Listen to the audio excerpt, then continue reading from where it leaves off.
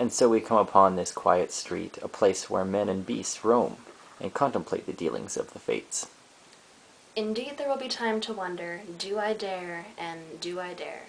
Time to turn back and descend the stair with a bald spot in the middle of my hair. They will say, how his hair is growing thin. My morning coat, my collar mounting firmly to the chin, my necktie rich and modest, but asserted by a simple pin. They will say, but how his arms and legs are thin. Do I dare disturb the universe? In a minute there is time for decisions and revisions, which a minute can reverse. For I have known them all already, known them all, have known the evenings, mornings, afternoons. I have measured out my life with coffee spoons. I know the voices dying with the dying fall, beneath the music from a farther room. So how should I presume? And I have known the arms already, known them all, arms that are braceleted and white and bare, but in the lamplight down with light brown hair. Is it perfume from a dress that makes me so digress, or arms that lie along a table or wrap about a shawl? And should I then presume? And how should I begin? Shall I say I have gone at dusk through narrow streets and watched the smoke that rises from the pipes of lonely men in shirt sleeves leaning out of windows? I should have been a pair of ragged claws scuttling across the floors of silent seas. Careless mortals, wandering at night, and speaking of things they have no control over, they trail through the dark, unmindful of the strange creatures that may be listening.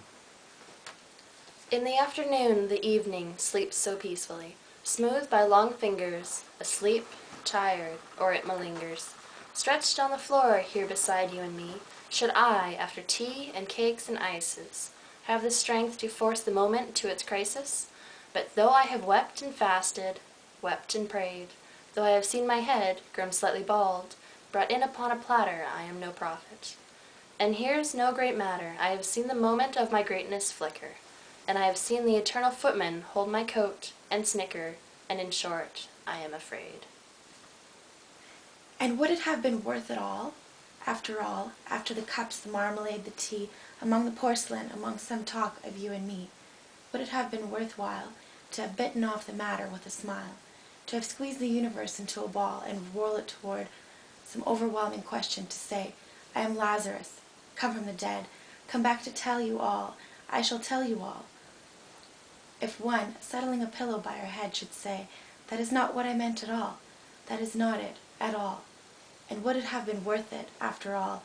Would it have been worthwhile, after the sunsets and the dooryards and the sprinkled streets, after the novels, after the teacups, after the skirts that trail along the floor, and this, and so much more? It is impossible to say just what I mean, but as if a magic lantern, the nerves and patterns on a screen, would it have been worthwhile if one, settling a pillow or throwing off a shawl, and turning toward the window, should say, That is not it at all. That is not what I meant at all.